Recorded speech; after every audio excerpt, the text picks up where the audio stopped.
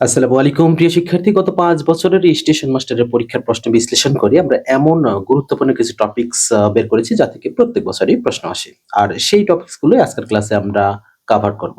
আর গণিত অংশে আপনাদের সেই পছন্দের সুপার টেকনিক কিন্তু যুক্ত থাকছে। তাহলে চলুন শুরু করি আমাদের আজকের সহকারী স্টেশন মাস্টার প্রস্তুতির মডেল টেস্ট নাম্বার ২ এ।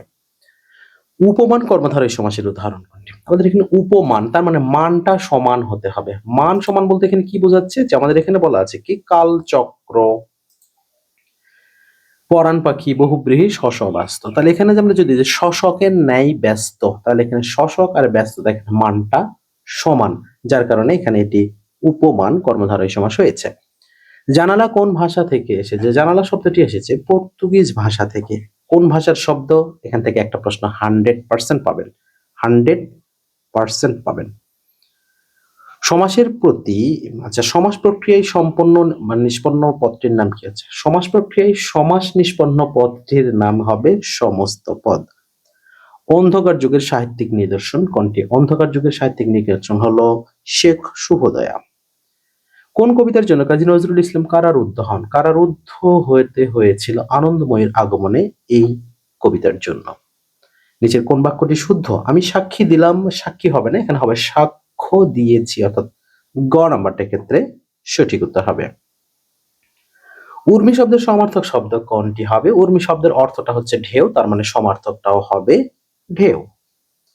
মৌলিক স্বরধ্বনি কোনটি? খুবই গুরুত্বপূর্ণ প্রশ্ন। মৌলিক স্বরধ্বনি, তাহলে মৌলিক যেহেতু বলা আছে, মৌলিক স্বরধ্বনি হচ্ছে ৬টি, তার সাথে একটা এ যোগ হয়, অর্থাৎ মোট হলো ৭টি। জীবন আমার বোন কার রচনা? জীবন আমার বোন এটি রচনা করেছেন মাহমুদুল হক। দেশি এবং তৎসম শব্দের মিশ্রণকে কি বলা হয়? খুবই গুরুত্বপূর্ণ প্রশ্ন এবং অসংখ্য বার এসেছে। এই প্রশ্নের উত্তরটি আপনাদের জন্য একটা HW থাকবে।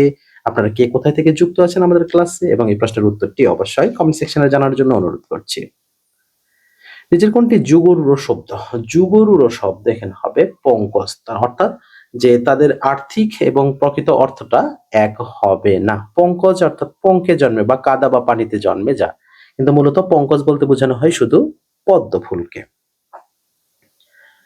নবনূর পত্রিকার সম্পাদক কে ছিলেন? নবনূর পত্রিকার সম্পাদক ছিলেন সৈয়দ এমদাদ আলী। এক্ষেত্রে একটা বিষয় খুব গুরুত্বপূর্ণ, সেটা হলো কাজী নজরুল ইসলাম কোন পত্রিকার সম্পাদক ছিলেন? এই পত্রিকাগুলি একটু পড়ে রাখবেন, এই প্রশ্নটা আসার সম্ভাবনা অনেকাংশে বেশি।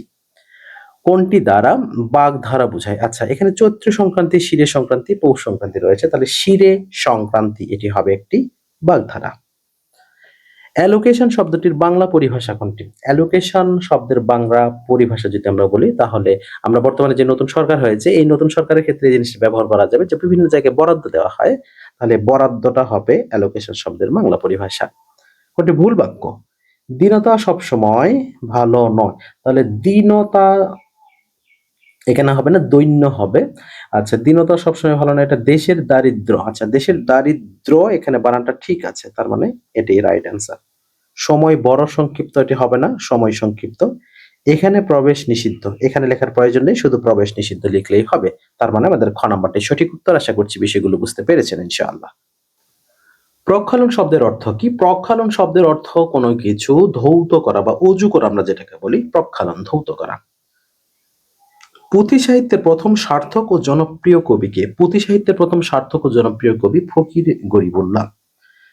গোঁফ খেজুরে বাগধারাটির অর্থ কি? গোঁফ খেজুরে নিতান্তই অলস, এটি হবে সঠিক উত্তর। কোনটির লিঙ্গান্তর হয় না? লিঙ্গান্তর হবে না কবিরাজ, কারণ এখানে কবিরাজ কবিরাজি হবে, এখানে কোনো লিঙ্গান্তর হবে না। যা পূর্বের ছিল এখন নেই, এখানে এক কথায় প্রকাশ করলে হবে ভূতপূর্ব। এই হলো আমাদের বাংলার মোট 20টি। প্রিয় শিক্ষার্থী, পরীক্ষা কিন্তু 100 মার্ক অথবা 90 মার্ক যেটাই হতে পারে, আমরা কিন্তু আমাদের সাজিয়েছি 80 মার্কের। তাহলে ইংরেজি অংশের শুরুতে আমার যেটি রয়েছে ট্রান্সলেশন। আমি তাকে উপহাস করিনি, আমি তাকে উপহাস করিনি, I didn't love at him. Didn't যদি না থাকে তাহলে ডিড নট থাকলেই হবে, তাহলে I did not love at him দিতে হবে। What is the right synonym of initiative? Initiative শব্দের অর্থটা হচ্ছে কোনো কিছু বিষয়ে উদ্যোগ গ্রহণ করা, তাহলে এর সিনোনিমটা যদি আমরা বলি তাহলে হবে অ্যাপাথি। আচ্ছা না, সরি, অ্যাপাথি তো হওয়ার কথা না, এন্টারপ্রাইজ মানে উদ্যোগ, তাহলে এখানে হবে right answer enterprise. I walk fast, আমি দ্রুত হাঁটছি, dash I should miss the train. তার চেয়ে বলা আছে আই ওয়াক ফাস্ট লিস্ট, এখানে দিতে হবে কি lest I should miss the train, যাতে আমি ট্রেনটা মিস না করি। আর শুদ্ধ বানান রয়েছে বানান শুদ্ধি থেকে, অর্থাৎ কারেকশন অফ ওয়ার্ড, এখানে রয়েছে ডিসেন্ট্রি। তাহলে ডিসেন্ট্রি বানান যদি আমরা সঠিক করি, প্রথমে ডেইসেন লিখবো, ডেইসেন মানে DYSEN TERY, অর্থাৎ গ নাম্বারটি সঠিক উত্তর। নিচের কোনটি ভার্ব? এখানে ক্লোথ, ব্লাড, ফুড, ফিড। তাহলে আমরা দেখি cloth noun, food noun, blood ও নাউন, তাহলে ফিড মানে খাওয়ানো, তাহলে এটি একটা verb. Walking is a good exercise, here walking is, তাহলে এখানে ওয়াকিং এর জায়গায় কি আমরা ইট দ্বারা রিপ্লেস করতে পারবো? It is a good exercise replace কিন্তু করা যাচ্ছে, তার মানে এটি একটা জিরান্ড। মাইট শব্দটির অ্যাডজেক্টিভ কোনটি? মাইট শব্দটির অ্যাডজেক্টিভ হবে mighty. Modern English uses dash gender, আচ্ছা মডার্ন ইংলিশ সাধারণত ন্যাচারাল জেন্ডারটাকেই ব্যবহার করে। What is the masculine gender? B. আচ্ছা বি, এখানে অপশন দুটাই আছে, বি এর ম্যাসকুলিন জেন্ডার হবে drone. Which has the identical singular and plural form. আচ্ছা এখানে আমাদের যদি দেখি, এখানে এক্সপেক্ট্রাম রয়েছে, স্টিমুলাস সিমুলাস রয়েছে, বেসিক রয়েছে, ডায়াস রয়েছে। আচ্ছা ডায়াস, তাহলে এখানে আমাদের which has identical singular plural, তার মানে এখানে ডায়াস, এটা আমাদের কি বলা যাবে? সিঙ্গুলার এবং প্লুরাল উভয় হিসেবে ব্যবহার করা যাবে। The idioms put up with মানে কোনো কিছু সহ্য করা, অর্থাৎ টু টলারেট, যেটা আমরা আছে টু টলারেট, যদি সেটা না থাকে তাহলে আমাদের টু টলারেট না হলে হবে পেশেন্ট, ধৈর্যশীল। The idiom press to drive home, তো টু ড্রাইভ হোম এই ইডিয়মসটির অর্থ হচ্ছে টু এমফ্যাসিস, এটি হবে সঠিক উত্তর। চেঞ্জ দ্য ন্যারেশন, ন্যারেশন এবং ভয়েস থেকে একটা একটা পাবেন, বানান কারেকশন থেকে তো পাবেন, অর্থাৎ এরপরে আমাদের কি রয়েছে? আচ্ছা ন্যারেশন, ন্যারেশন থেকে আমাদের যেটা রয়েছে he said to me let us go home together, তার লেট আস দ্বারা শুরু আছে, তার মানে কি উই শুড এর নিয়ে আসতে হবে। তাহলে যেহেতু এখানে বলা আছে লেট আস, তার মানে এটা প্রপোজ করা হয়েছে, তার মানে হবে হি প্রপোজ টু মি। তাহলে হি প্রপোজ টু মি আমাদের খ এবং গতে রয়েছে। এরপরে উই শুড কোথায় রয়েছে? গ নাম্বারে। যেহেতু গ নাম্বারে উই শুড আছে, তার মানে এটি হবে সঠিক উত্তর। Find out the correct translation. সকাল থেকে গুড়ি গুড়ি বৃষ্টি হচ্ছে, যেহেতু এখন বৃষ্টি হচ্ছে, বৃষ্টির সময়, এটা আসা অযৌক্তিক নয়, আসতেই পারে। তাহলে হবে it has been drizzling since morning for 2 days 3 days, বিভিন্ন ভাবে আসতে পারে। কোরআন মুসলমানদের পবিত্র গ্রন্থ, তাহলে the Quran is the scared book of the Muslims অথবা holy book of the Muslims, দুটাই হবে সঠিক উত্তর। কারেক্ট স্পেলিং, কিছুক্ষণ আগে যেটা বললাম যে কারেক্ট স্পেলিং থেকে 100% একটা প্রশ্ন পাবেন, সেটা হলো অ্যাসার্টেইন রয়েছে। তাহলে অ্যাসার্টেইন আমরা বানানটা করবো এভাবে, SAS, তারপরে সার্টেইন CERTAIN, অর্থাৎ ক নাম্বারটা এক্ষেত্রে সঠিক উত্তর আমাদের রয়েছে। Choose the correct spelled word, আবার ভলান্টারি রয়েছে, তাহলে ভলান্টিয়ার যেটাকে আমরা বলি, তাহলে ভলান্টারি মানে অবৈতনিক বা সেবক, স্বেচ্ছাসেবক যেটা আমরা বলে থাকি। তাহলে VOLUNTARY, আবার বলছি VOLUNTARY, অর্থাৎ গ নাম্বার এক্ষেত্রে সঠিক উত্তর আছে। What is the synonym of diluted? Diluted এর সিনোনিমটা আমরা যদি বলি ডিসিভ, অর্থাৎ এর অর্থটা হলো কারো সাথে প্রতারণা করা। সহজ ভাষায় যদি আমরা বলি প্রতারণা করা বা বিভিন্নভাবে এই কথাটা বলা যায়, একেবারে সহজ যে ধোঁকাবাজি করা। ওকে ওকে, এরপরে আমাদের রয়েছে যে সিনোনিম রয়েছে ইনসাইট। ইনসাইট এর সিনোনিমটা কি হবে? ইনসাইট এর সিনোনিম হবে ইনস্টিগেট, এটি হবে সঠিক উত্তর। এরপর রয়েছে দ্য অ্যান্টিনিম অফ ফেমাস। ফেমাস শব্দের অর্থটা আমরা সবাই জানি যে বিখ্যাত, তার বিপরীত অর্থাৎ অ্যান্টিনিমটা হবে অখ্যাত, তার মানে অবস্কিউর। এই হলো আমাদের গণিত এবং ইংরেজি এবং বাংলা অংশ। আমাদের গণিত অংশের শুরুতেই রয়েছে 13 সেন্টিমিটার ব্যাসার্ধ বিশিষ্ট বৃত্তের কেন্দ্র হতে একটি জ্যা এর মধ্যবিন্দু পর্যন্ত দূরত্ব 5 সেন্টিমিটার হলে জ্যাটির দৈর্ঘ্য কত হবে? তাহলে মজার টেকনিক ইউজ করেই কিন্তু আমরা এই সকল অঙ্কগুলো সমাধান করতে পারি। যেহেতু এখানে আমাদের কি বলছে, বৃত্ত বলছে, তার মানে প্রথমে একটা আমরা বৃত্ত অঙ্কন করে নেব। এই যে বৃত্ত অঙ্কন করলাম 13 সেন্টিমিটার ব্যাসার্ধ, তার মানে এটা কেন্দ্র থেকে আমরা এই পর্যন্ত নিলাম, এটার দূরত্ব 13 সেন্টিমিটার। এরপরে রয়েছে কি যা এর মধ্যবিন্দু পর্যন্ত দূরত্ব 5 সেন্টিমিটার। একটি যা এর বৃত্তের কেন্দ্র হতে একটি জ্যায়ের মধ্যবিন্দু পর্যন্ত দূরত্ব 5 সেন্টিমিটার। তাহলে আমরা একটা জ্যা অঙ্কন করব। এই যে জ্যা, এই জ্যায়ের মধ্যবিন্দু এটা, তাহলে এইটা, এটার দৈর্ঘ্য আমাদের কত বলছে? 5 সেম বলছে। তাহলে এই যে এটার দৈর্ঘ্য কত, মানে এই জ্যায়ের দৈর্ঘ্য কত? তাহলে আমাদের প্রথমে এই অংশ বের করতে হবে। তাহলে আমরা জানি সমকোণী ত্রিভুজের ক্ষেত্রফল আমরা কিভাবে বের করতে পারি এক্ষেত্রে? যে অতিভুজ স্কয়ার সমান লম্বা স্কয়ার প্লাস ভূমি স্কয়ার। তার মানে এই দুটো যদি আমরা বিয়োগ করি, স্কয়ার করে, তাহলে হয়ে যাবে। তাহলে 13 কে যদি আমরা স্কয়ার করি তাহলে কি হবে? 169, 169 থেকে 525 বিয়োগ করলে কত হবে? 144। তাহলে 144 কে যদি রুট ওভার করি তাহলে আমাদের এটার কত পাবো? 12 পাবো। তাহলে এটা যদি 12 হয়, এটাও 12 হবে, তাহলে দুটো যুক্ত করলে কত হবে? 24 সেন্টিমিটার হবে। তাহলে 24 সেন্টিমিটারের ক্ষেত্রে সঠিক উত্তর। দুই অঙ্ক বিশিষ্ট একটি সংখ্যাকে অঙ্কদ্বয়ের গুণফল দ্বারা ভাগ করলে ভাগফল 3 হয় এবং সংখ্যাটিকে 18 যোগ করলে অঙ্কদ্বয় স্থান বিনিময় করে সংখ্যাটি কত? তাহলে প্রথমেই দেখব দুই অঙ্ক বিশিষ্ট একটি সংখ্যাকে অঙ্কদ্বয়ের গুণফল দ্বারা ভাগ করলে ভাগফল 3 হয়। তাহলে আমরা দেখি অপশন ব্যবহার করে, যেমন 5 আর 1 6, 6 দ্বারা 15 কে ভাগ করলে 3 হয় না।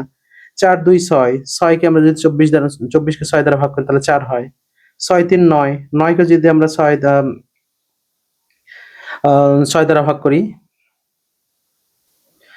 আচ্ছা 5 একে 5 দ্বারা যদি আমরা, এখানে কি বলা আছে? গুণফল দ্বারা। তাহলে 5 একে 5, তাহলে 5 দ্বারা যদি আমরা 15 কে ভাগ করি তাহলে অ্যান্সার কত আসছে?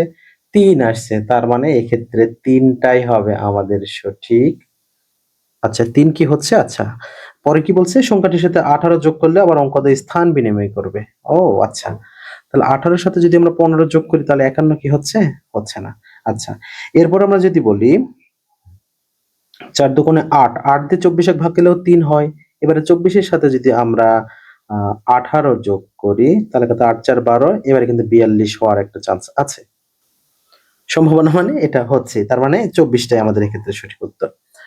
কোন পরীক্ষায় পরীক্ষার্থী 80% গণিতে, 70% বাংলা পাস করলো, উভয় বিষয়ে পাস করলো 60%, উভয় বিষয়ে সত্যি কতজন ফেল করলো? এই অঙ্কটা কিন্তু আমরা প্রথম ক্লাসে শিখিয়েছি। এই প্রশ্নটি আপনাদের জন্য একটা SW, অবশ্যই আমাদের আগের ক্লাসটি যারা করেননি করে রাখবেন। একটি পঞ্চভুজের সমষ্টি কত? একটি পঞ্চভুজের সমষ্টি সাধারণত হয়ে থাকে 6 সমকোণ। কোন আসলের 3 বছরের মুনাফা আসলে 5,500 টাকা হয়।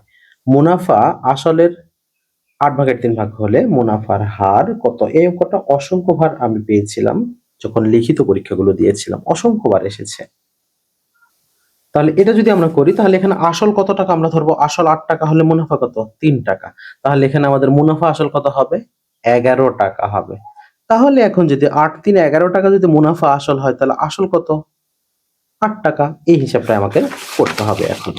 ওকে, তাহলে এখন এখানে আমরা লিখব যে মুআ অর্থাৎ মুনাফা আসল। মুনাফা আসল কত? 8 টাকা যদি হয়, সরি 11 টাকা। তাহলে 11 টাকা হলে আসল 8 টাকা, 1 টাকাই হলে 8 এর নিচে 11। আর 5,500 যেহেতু বলা আছে তাহলে 5,500 টা উপরে গুণ হয়ে যাবে। 5,500। তাহলে 11 দিয়ে 55 কাটলে 5, 500, 500 আর 800 গুণ করলে 25 টি 40, তার মানে 4,000 টাকা। তাহলে আমরা এখানে কি পেয়ে গেলাম? 4,000 টাকা। এখন আমাদের এখানে বলা আছে কি, তাহলে এখানে মুনাফার হার কত হবে? তাহলে যেহেতু আমাদের কত বছরের? 3 বছরের, তাহলে এটা আমরা খুব সহজে বের করব। আমাদের মুনাফা কত ছিল? 5,500 যদি মুনাফা আসল হয় আর আসল যদি 4,000 টাকা হয় তাহলে মুনাফা কত? 1,500 টাকা। এর সাথে আমরা কত গুণ করব? 100। আর নিচে 4,000 গুণিতক 3। তাহলে 1 2 3, 1 2 3। তাহলে 3 দিয়ে আমরা 150 কে গুণ করলে এক ভাগ করলে কত হবে? 50 হবে। তাহলে এখানে 3 দিয়ে আমরা যদি 150 কে কাটি তাহলে হবে 50, 4 দিয়ে 50 কে কাটলে 12.5%। তার মানে এখানে 12.5% টাই হবে আমাদের সঠিক উত্তর। আশা করছি বিষয়টা বুঝতে পেরেছেন। 56 জন শ্রমিক একটি কাজ 21 দিনে শেষ করতে পারে। 14 দিনে কাজটি শেষ করতে হলে নতুন কতজন শ্রমিক লাগবে? তাহলে এখানে যেহেতু 56 জন আছে তাহলে আমরা এভাবে করব, 56 গুণন 21 ভাগ 14।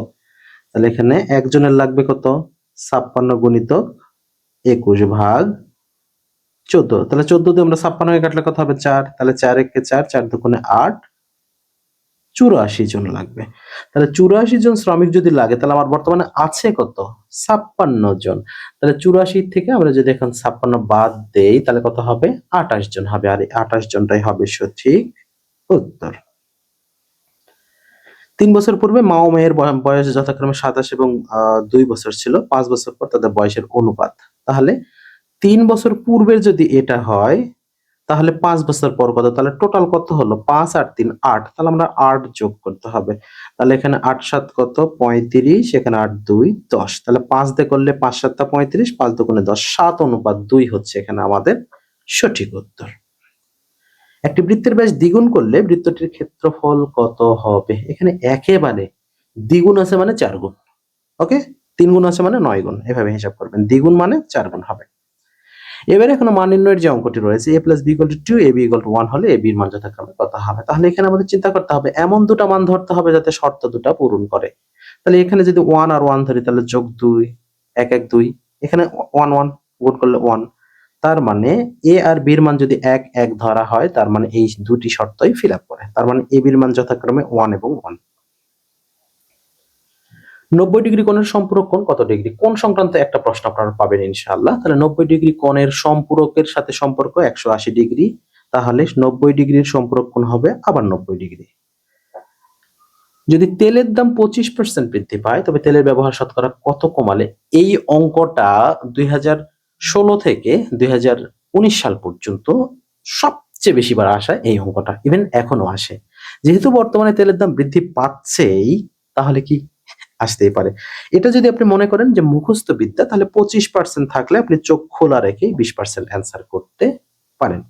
আর যদি বলেন যে ক্যালকুলেশন করব, তাহলে এভাবে করবেন যে 100 গুণন বৃদ্ধি 100 যোগ বৃদ্ধি। তাহলে 100 গুণন বৃদ্ধি তার মানে কি 25, আর 100 যোগ বৃদ্ধি মানে 125। তাহলে 25 দিয়ে আমরা যদি 125 কাটি তাহলে 5, 5 এ যদি 100 কে কাটি তাহলে কত? 20। তাহলে 20% টা আমাদের রাইট অ্যান্সার হলো। একটি আয়তক্ষেত্রের দৈর্ঘ্য প্রস্থের 3 গুণ, আয়তক্ষেত্রের ক্ষেত্রফল 300 বর্গমিটার হলে পরিসীমা কত? এই অঙ্কগুলো অসংখ্যবার এসে থাকে। তাহলে দৈর্ঘ্য প্রস্থের 3 গুণ মানে আমাদের ক্ষেত্রফলটা কি হবে? 3x² সমান 300। তাহলে x² সমান কত? 100। তাহলে x এর মান কত? 10। এবারে আসি আমাদের ক্ষেত্রফল কত? তাহলে x যদি 10 হয় তার মানে যে দৈর্ঘ্য 3 গুণ তার মানে কত হবে? 30 হবে। তাহলে 30 প্লাস 10 40। যেহেতু পরিসীমা 2 গুণ হবে তাহলে 80। এই 80 মিটারটাই হচ্ছে সঠিক উত্তর। একটি বৃত্তের ব্যাসার্ধ 7 সেন্টিমিটার, উক্ত বৃত্তের অন্তর্নিহিত বর্গক্ষেত্রের ক্ষেত্রফল কত হবে? এই যে এখানে গুরুত্বপূর্ণ প্রশ্ন। এখানে 7 সেন্টিমিটার বলা আছে না? তাহলে এখানে আগে আমাদের বাহুর দৈর্ঘ্য কত? বাহুর দৈর্ঘ্য আমরা যদি বলি বর্গক্ষেত্রের বাহুর দৈর্ঘ্য a বলা হয়। আমরা কি ধরি? a। আর কর্ণের দৈর্ঘ্য কি ধরি? √a। আর ক্ষেত্রফল কি ধরি? a²। এটা হচ্ছে বর্গের তথ্য। এবারে এখন আমাদের বলছে কি এখানে যে উক্ত বৃত্তের অন্তত বর্গক্ষেত্রের ক্ষেত্রফল, তো বৃত্তের ব্যাসার্ধ কত? 7 সেন্টিমিটার। তাহলে √2a সমান আমাদের কি হবে? 7 দুগুণে 14 হবে। তাহলে √2a অর্থাৎ কি এটা? আমাদের এই যে কর্ণ। তাহলে কর্ণের দৈর্ঘ্য কত দেওয়া আছে? তাহলে এখানে 7 গুণন 2 একবার আমরা 14 লিখবো। এখন এখানে যেহেতু আমাদের রুট উঠায় দিতে হবে, তাহলে রুট উঠায় দিতে হলে এখানে আমাদের কি হবে? 2a² আর 14 কে যদি আমরা স্কয়ার করলে 196। এবারে a স্কয়ার এর মানটা কত হবে? আমরা 196 কে 2 দ্বারা ভাগ করলে কত হবে? 98। তার মানে a স্কয়ার এর মানটা আমরা কত পেলাম? 98। এখন a স্কয়ার এর মান এই যে প্রথমে আমরা কি ধরছিলাম? ক্ষেত্রফল ধরছিলাম। তার মানে ক্ষেত্রফলটা আমরা কি পেলাম? 98 বর্গ সেন্টিমিটার পেলাম। আশা করছি বিষয়টা বুঝতে পেরেছেন।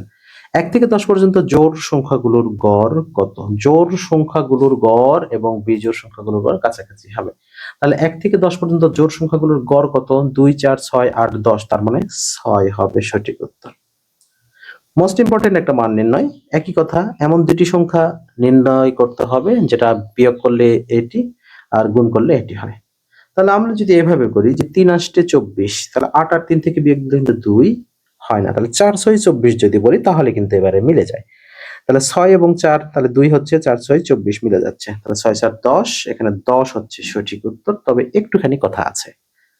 কথাটা কি? এখানে 10 আছে প্লাস মাইনাস 10 আছে। যেহেতু আমাদের এটা মান নির্ণয়ের অঙ্ক, তার মানে আমাদের রুটের কাজ থাকবে, স্কয়ার থাকবে। সেক্ষেত্রে আমরা এখানে প্লাস মাইনাস 10 অ্যান্সার করতে হবে। 60 মিটার একটি বাঁশকে 3 7 10 অনুপাতে বাঁশের টুকরাগুলো আকার করতে হবে। তাহলে 60 মিটার, তাহলে 7 3 10 10 20, 20 দিয়ে আমরা 60 কে ভাগ করব। কত হবে? 3। তাহলে 3 3 9, 3 7 21, তাহলে 9 21 30 এটি হবে রাইট অ্যান্সার। কোন ভগ্নাংশের লবের সাথে 7 যোগ করলে ভগ্নাংশটির মান 2 এবং হর থেকে 2 বাদ দিলে ভগ্নাংশটির মান 1 হয়। তাহলে একটু দেখেন তো, ভগ্নাংশ থেকে 2 বাদ দিলে ভগ্নাংশটির মান কোথানটায় 1 হবে? এই যে 7 থেকে যদি আমরা 2 বিয়োগ করি তাহলে 5 5 5 কেটে যাবে 1। আর এখানে বলছে লবের সাথে 7 যোগ করলে ভগ্নাংশের মান, তাহলে এখানে 7 5 12।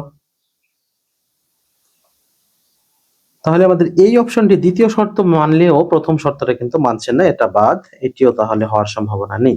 এবার খ নম্বর অপশনে যদি যাই, 7 সাথে 3 যোগ করলে 10, 10 কে 5 দ্বারা ভাগ করলে 2 হবে এবং দ্বিতীয় শর্ত কি হচ্ছে, হর থেকে 2 বাদ দিলে 3 হবে, তার মানে 1, অর্থাৎ এটি সঠিক উত্তর।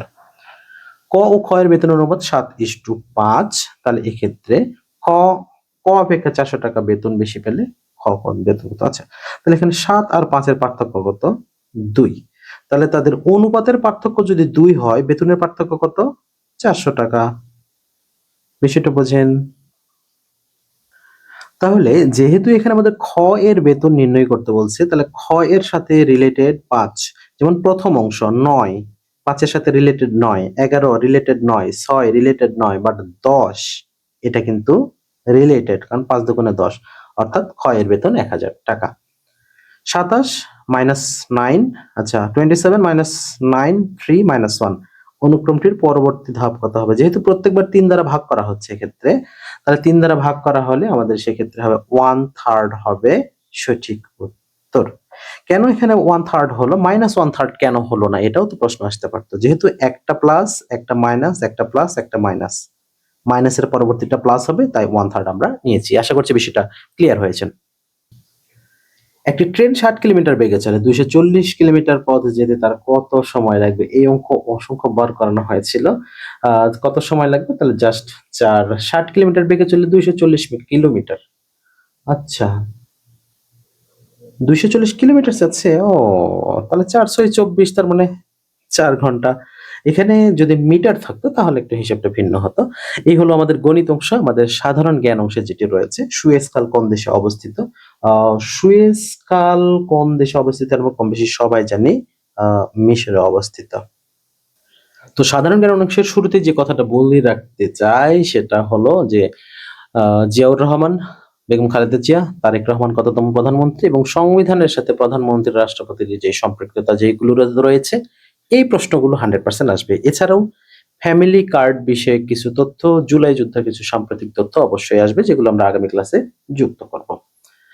ওকে, ভারতের সাথে বাংলাদেশের সীমান্ত দৈর্ঘ্য 41-44, তবে এটা কিছুটা কনফিউজড হয় কখনো, মানে যে এক বইয়ে এক একটা তথ্য দেওয়া থাকে।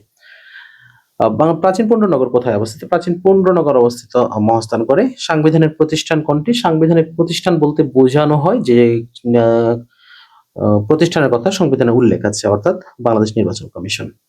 ইউনেস্কো কত সালে ফেব্রুয়ারিকে বা 21শে ফেব্রুয়ারিকে আন্তর্জাতিক মাতৃভাষা দিবস হিসেবে ঘোষণা করে? এটি হলো 1999 সালে, খুব সম্ভবত 13 নভেম্বর বা 23 নভেম্বর, আমার ঠিক এই মুহূর্তে মনে পড়ছে না, এরকমটা কিছু হবে। বাংলাদেশের রাষ্ট্রপতি নির্বাচিত হওয়ার জন্য একজন ব্যক্তির কমপক্ষে কত বছর হতে হবে? এই যে কিছুক্ষণ আগে যেটা বললাম, তাহলে 35 বছর। কত সালে রাষ্ট্রভাষা সংগ্রাম পরিষদ গঠিত হয়েছিল? রাষ্ট্রভাষা সংগ্রাম পরিষদ গঠিত হয়েছিল 1947 সালে। গম্ভীরা এটি রাজশাহী অঞ্চল, যদি রাজশাহী না থাকে তাহলে চাঁপাইনবাবগঞ্জ অঞ্চলের গান।